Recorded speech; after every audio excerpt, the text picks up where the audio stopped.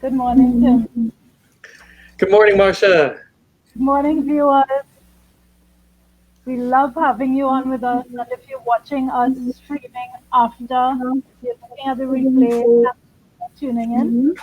I have a wonderful, wonderful man that I'm going to be talking to today, and his name is Timothy Hall. I call him Tim, and Timothy was sort of long, so I put Tim Hall on the caption.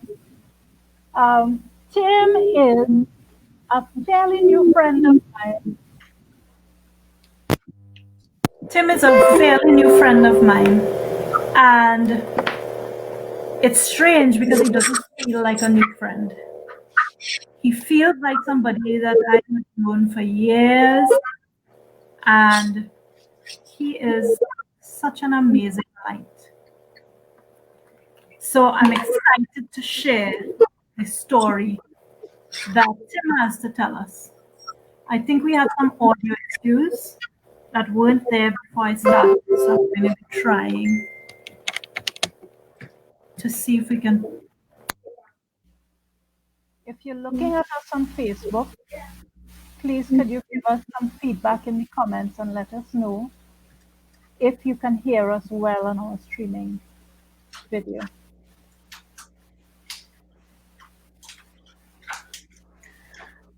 I heard you a little clearer without the headphones in. Without. But now we need to find out if we can hear you well. I'm taking the headphones off, and to everybody, Wolfgang, can you hear me now? We have a friend, Wolfgang, on listening. Can you hear me now, Wolfgang?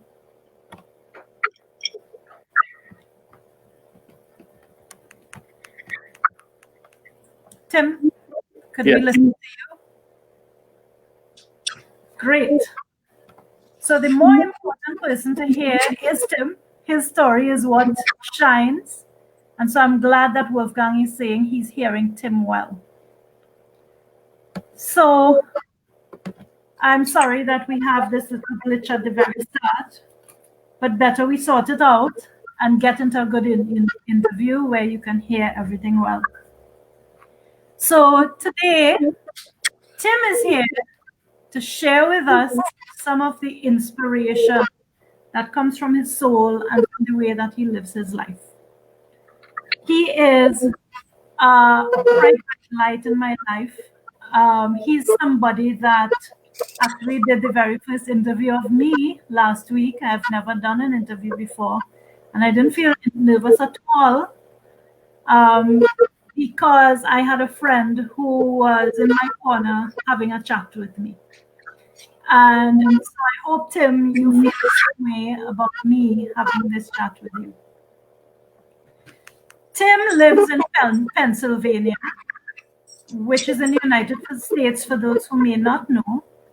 And he lives in an area that is surrounded by beautiful trees and lush nature, really, really wonderful nature that Trinidadians talk about macoing, meaning that we looking at somebody and we eagerly evaluating all that they do. And so I maco Tim all the time. I look at how Tim lives such a wonderful, loving life with his family. I look at his pictures when he goes in nature, and I feel the peace in those pictures. So, Tim, as you are immersing yourself in nature, I'm getting some of the value because you're radiating that peace and that joy to me. And that's one of the reasons that I fell in love with your page, Days of Zen, which we'll talk about a little bit later in this interview. So I'm going to switch and allow you to give us an introduction to yourself. I love your music. I love your the pictures and the stories I've heard about your family life. And so if you tell us a little bit and maybe play us a little music to let us get the essence of Tim. Play a little music. That's right. Forgot to grab the guitar. We have one moment to vamp. It'll take a second.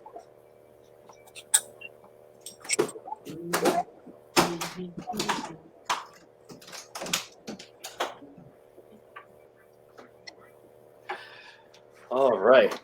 Do you ever have a guest that you're interviewing jump off of the camera and go grab something? No, but I do say it's an informal chat, right? So you're allowed to do that. You never know what might happen, right?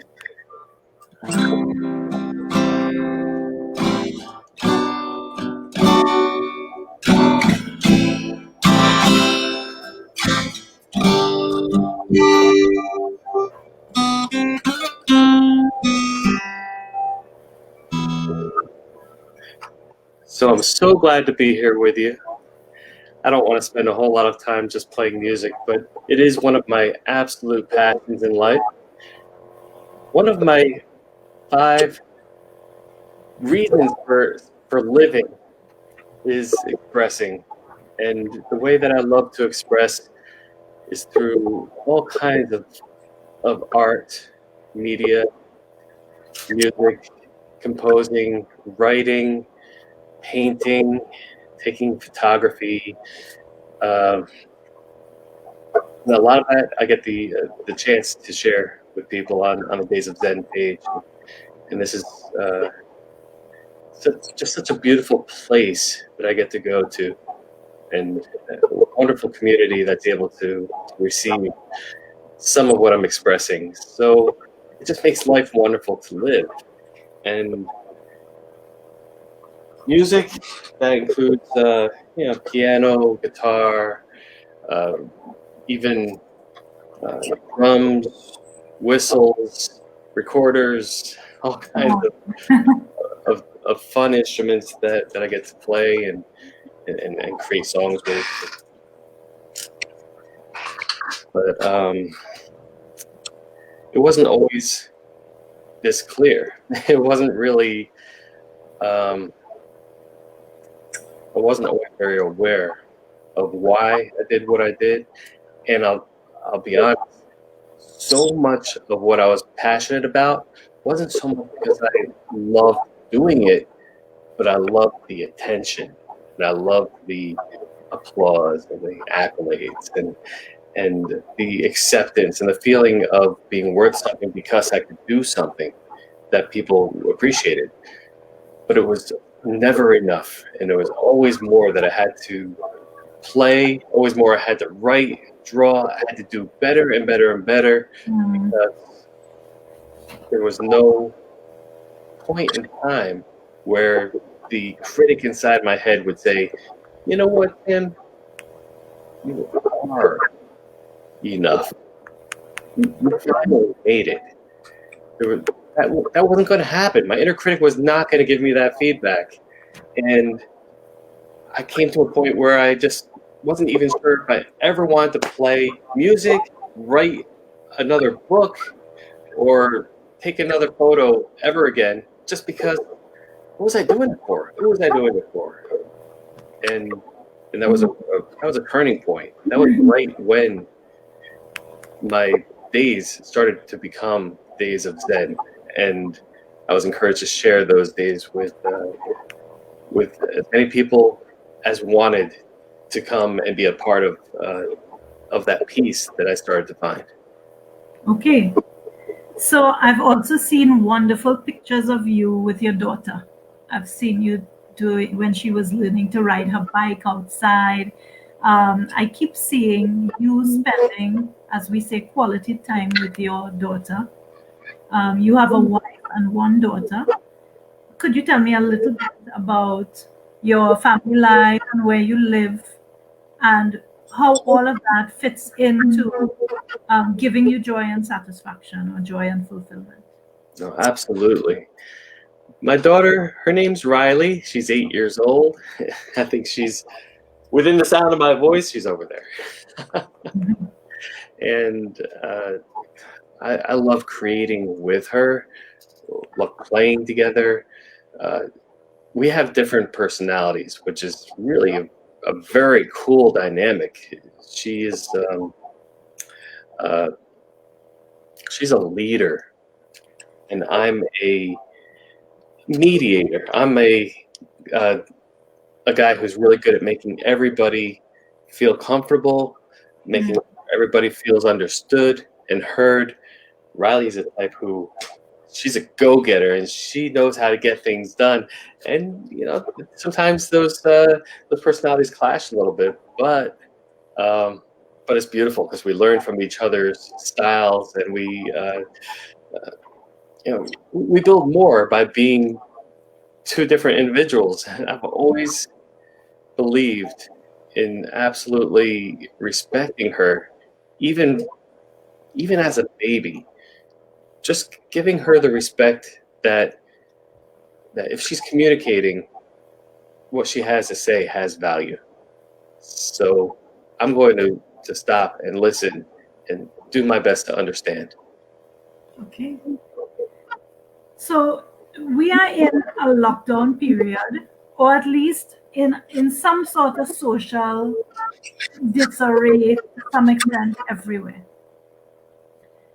You used to work a couple of days at home, but from speaking to you, I understand that you're more or less always working out of the home now. And when you work out of home, now that you're surrounded by the everyday busyness of your family, how has that affected you, and what lessons have you learned? What adaptations have you made? It's a wonderful question. And in the beginning, it affected me negatively. It became very overwhelming because I'm a people pleaser to some degree. I wanted to make sure that I was fully there for my wife, fully there for my job, fully there for my daughter, who was going through homeschooling, who was also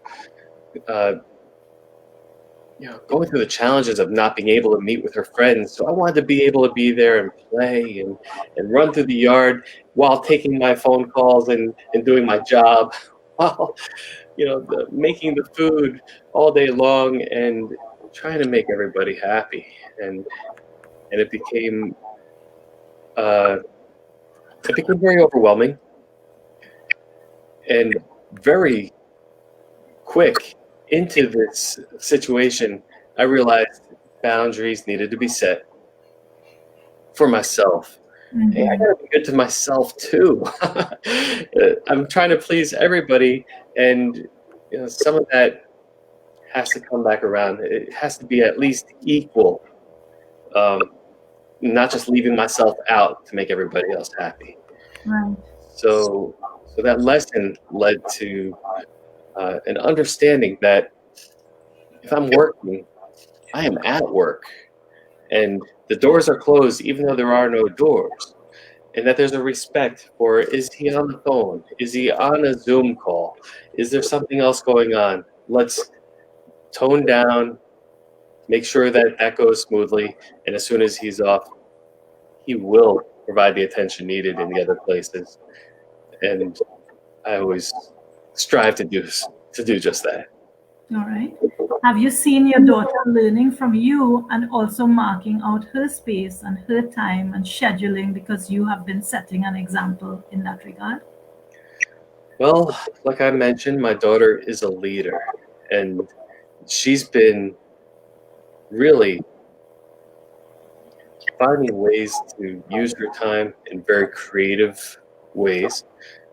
Sometimes like any of us, we'll feel like, I'm so bored. There's nothing to do.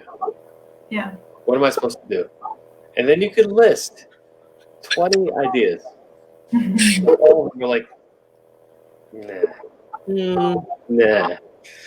And the thing is, the boredom isn't because of not having things to do. It's because of a choice that we're making to not do something that would make us feel better. Yeah. So I don't tend to feel bored very often. I find that there are a lot of things to do, and I fill up my time with a lot of things to do, and as a result, I need to pull away from a lot of that stuff and say no to more things so that there's more space not be bored, but to just not be crowded. Yeah. So Tim, can you tell me, because you're a guy that I've done training programs with, I've seen how dedicated you are to learning and to continually evolving into a better version of yourself. And I am wowed by how much you will invest not financially, but invest of yourself, of your time, of your effort to grow and to really excavate who you are, find the flaws, polish them up, even envision a different version of you, because you dare to say, I feel that I need to become more. And in order to become more, I have to not be so attached to who have been. Um, and to the point where you actually rerun a particular program called Hero Genius Legend 10 times and you're about to do it for the 11th. It doesn't mean you're a rut and that's all you do, but you certainly see that as a spiral and you always getting closer and closer to that ideal point. So if you had to tell me from all the lessons you've learned, and every time you try to turn yourself into Tim 2.0, 3.0, etc., what are the 3 top lessons that you would say you've learned that we could all benefit from? Well, the 3 lessons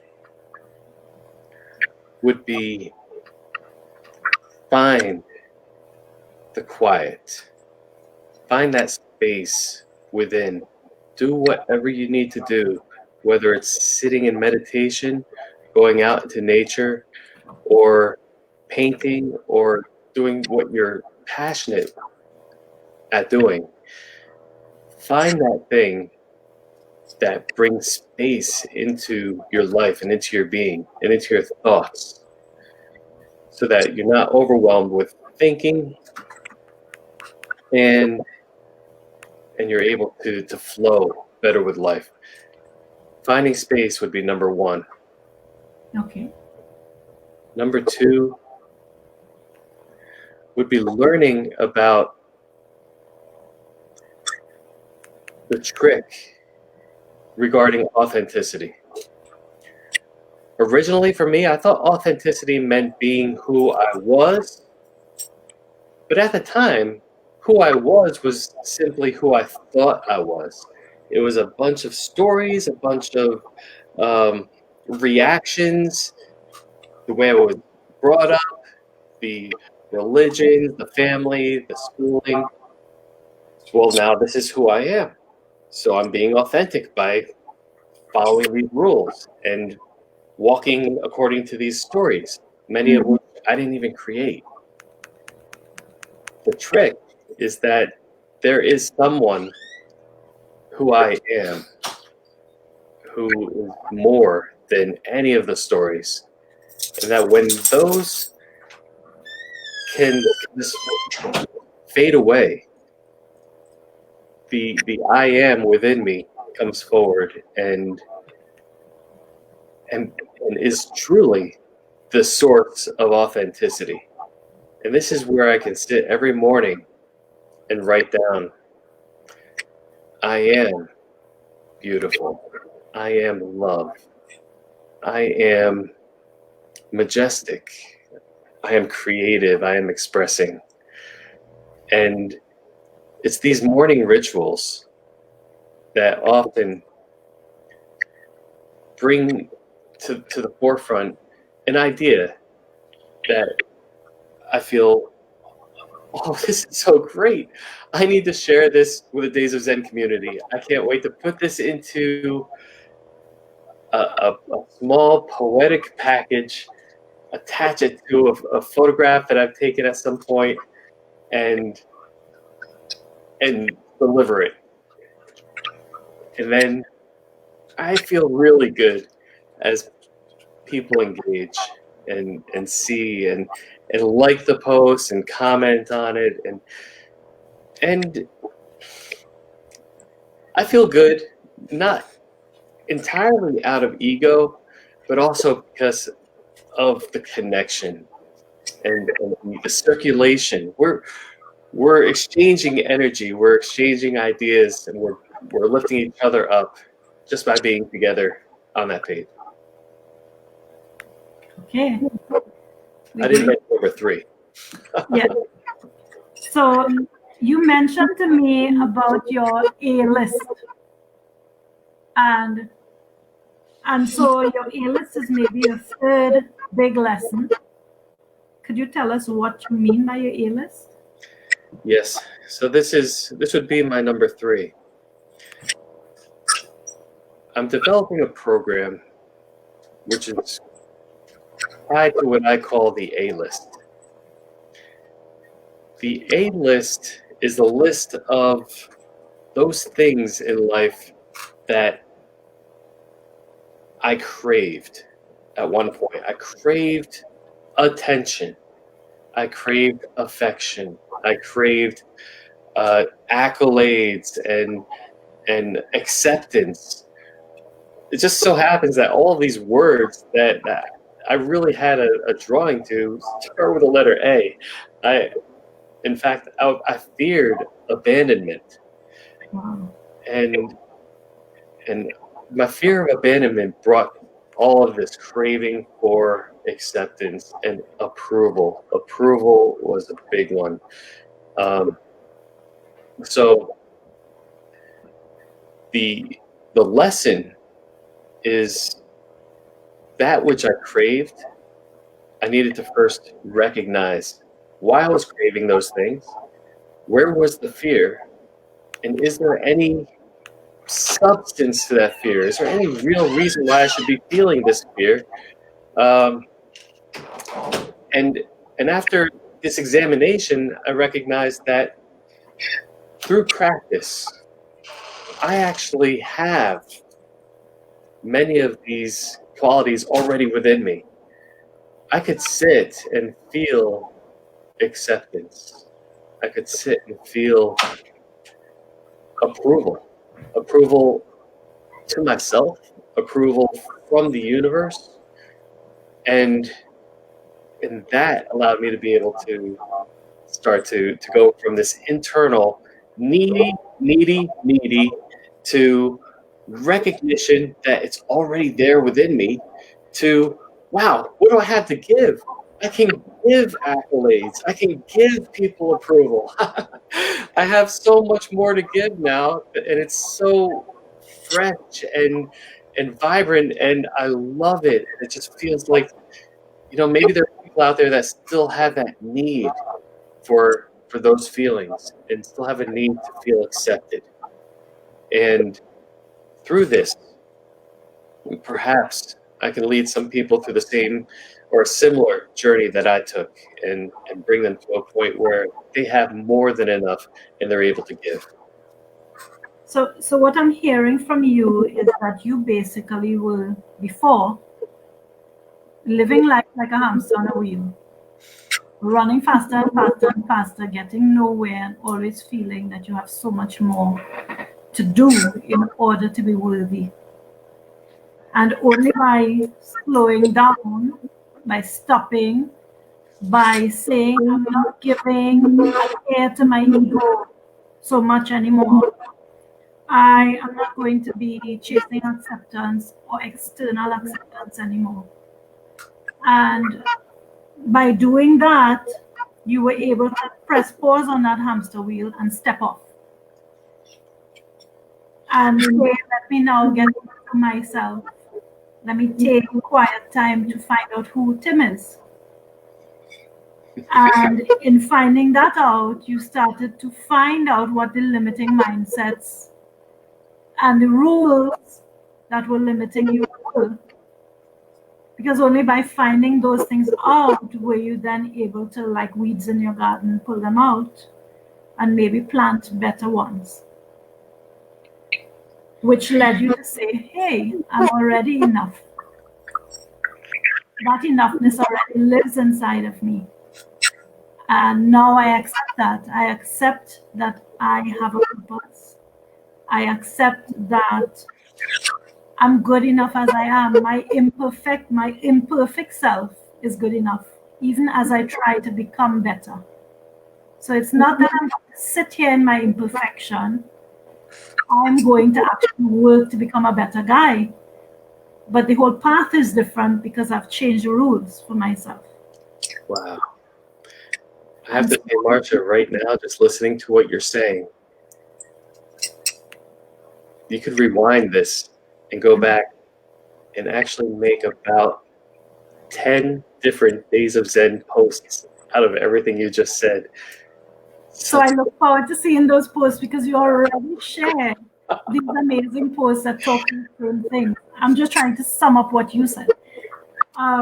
So to me, you stop seeking external acceptance and you start to give instead of ask to be given. And as you gave acceptance, and as you gave support, and as you gave love, and as you give people permission to show their imperfections because you were yourself showing your imperfections, that's when you started to feel full. Finally. And that's when my days of striving, my days of never enough, became days of Zen. And that's the perfect segue to telling us about your Days of Zen page, please, Tim, because that's what I've fallen in love with. I can stay on your Days of Zen page and never come out. I just keep scrolling and seeing so much food for thought and connecting with so much peace and love and acceptance. Mhm. So it's what drew me to asking you to do this interview with me. Could you tell us a little bit about why you did Days of Zen and what your purpose for doing it is? Yes, absolutely, Marsha. Thank you. Thank you. So, the transformation began about a decade ago when I was getting panic attacks. And the panic attacks were a more or less direct result of me getting what I thought I always wanted. It was this particular job, and I got the job, and now suddenly, as a result of getting what I wanted, I'm getting panic attacks, and I'm having difficulty even going into my office at work. So, what am I going to do with this?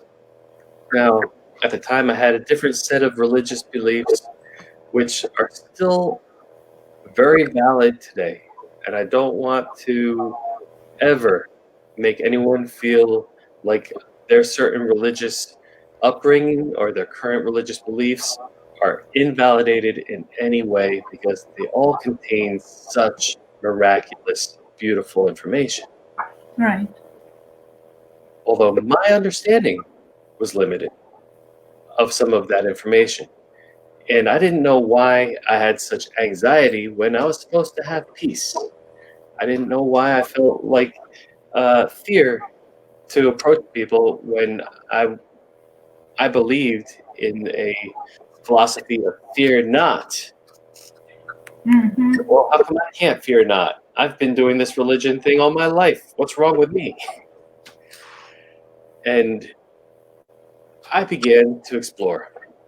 And part of that exploration brought me into some meditation practice to help me to calm down. Really, it was a calm down kind of a meditation to bring me down from some of the anxiety and the panic attacks. And they were interesting. This is, but okay. What ended up happening was it brought me to a place where I recognized that the peace that I was looking for was always there, and I could access it at any time. Like, well, how is that? How is that possible? I thought that I needed to grow these fruits. I needed to do something to make these spiritual aspects happen. I needed to force it. I needed to strive for spirituality and connection with the divine. And here I just released the need to strive and accepted and allowed these feelings to start to happen. I was directed. I was walked through some of these meditations, and it said, "Now feel this peace." I'm like, "What peace?" Mm-hmm. And then I found it. Well, there it is. Well, how long has that been there? and joy, really, joy and love and abundance and all of the so-called spiritual fruits were already a part of the seed that was within me.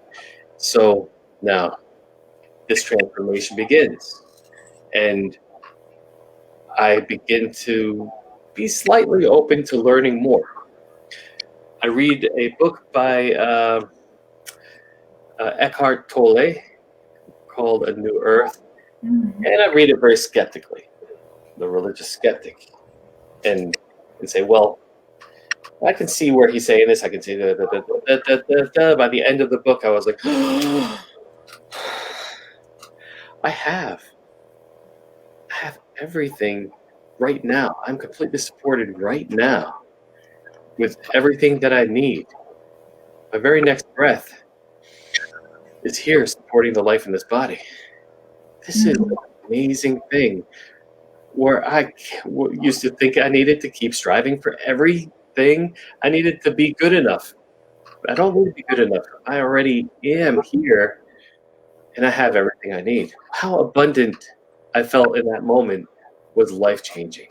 And I spent the next 2 weeks walking about 5 feet above the ground. It was so spectacular that I felt I needed to know more about this. I needed to share this. This is what I like. This is the kind of spiritual experience that I think I'd always been looking for. Or, I'm not saying that spirituality always has to have experience. I'm saying that this is how it all unraveled for me. So it seems to me that you're telling me that you had a solo journey first. You had to discover yourself first. And then you felt this need to share that or make that available or inspire others. And that's why you did the page. Is that true? Well, that was the very next step. Right. I picked up a program, and it further changed my life. It had me meditating in a specific way that allowed for God or the universe to give me the blessings that I had been holding back because I wasn't good enough. I'm not good enough. I don't deserve. But he, she, God, it, universe wants to bless the creation. So I stopped doing this, and I started doing this. And things began to flow through me in a way that were, I suppose, worthy of writing a memoir about. So I am still working on that memoir. I'll let you know as I get closer to completion. However, the confidence that anything is possible started to bring up in me, caused me to reach out to someone who was writing a blog post. And I was reading this blog daily, and I thought, wow, these are miraculous things that this person is going through. Like, I really got to meet him. Mm-hmm. So I reached out to him, and he was a she. And I was like, oh, okay. Why am I making assumptions about anything? and she actually ended up encouraging me to begin Days of Zen. Do this, Tim. Do it. You have so much to share. I'm like, oh my goodness, but is it good enough? I'm still like in this, like 8 years ago, kind of waking up, but still a little groggy. And so the sharing began, and everything I share, even to this day, is what's given to me to learn. So when I feel impacted by it, I know there's someone who can also be impacted. What's interesting to me is that your Days of Zen page shares a whole lot about this sense of quiet and sense of connection to self and sense of awe with the universe and with our earth and with nature and how supportive it is.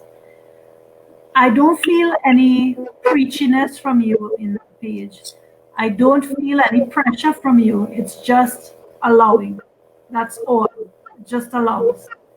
It just welcomes you in, and it shares some of the beauty and the spectacular parts of nature and what you've observed. But nobody's on a pulpit talking to me and telling me what I have to believe. And therefore, I don't feel pressured at all.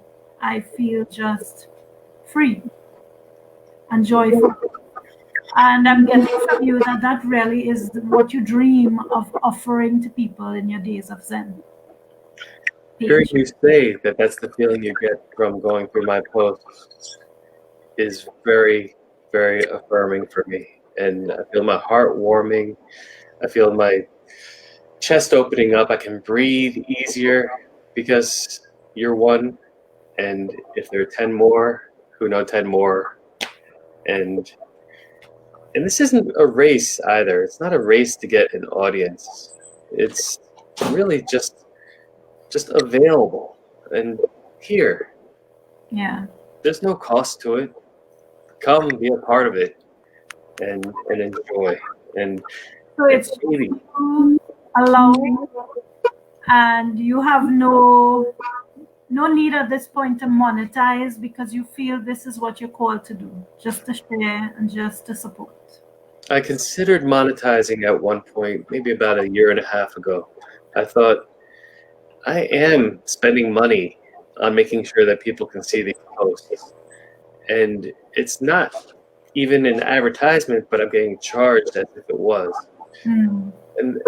And the thing is, if I don't spend $1 or $2 on that post to make it a sponsored post and ship it into the community, most people won't get to see it. It just won't come across their feed. That's the way Facebook works. So I'm working within those rules, and I'm recognizing that this is a hobby and it is a flow where ideas and inspiration are coming to me and I can share it with the world. So that's a very good feeling of being in the middle of flow. So if I can spend $1 or $2 on a post and allow that to happen and move some people the way you've been moved, it's more than worth any expense. With that being said, it is still an expense. It ends up being, I don't know, $600-700 a year. Wow. So perhaps there are some people who might want to go into a site and take that A-list course that I'm creating and help support the site that way. Right. That sounds good. So you would give options as to how people could engage with you in a way to support financially as well. But it's never, at least not in the foreseeable future, will this page become a paid page or closed page because you want it freely available to everybody. That is correct. Okay. Tim, I can talk to you for another hour. Good news is I can do so, but not on a streaming video. So I look forward to us continuing our chats. Thank you for making yourself available for this interview. I hope that you all who might watch the video have enjoyed and have benefited from Tim's wisdom and Tim's story of how he also evolved, and know that each of us in our imperfection is good enough, and that we get to continue our own journey into loving ourselves and understanding ourselves. Tim, thanks for that reminder. I wish you and our viewers all the best today and every day. See you all for the next interview. Tim, thank you so much. Any I last? appreciate you, Marsha. Thank you. Okay, bye bye. I'll talk to you after the broadcast.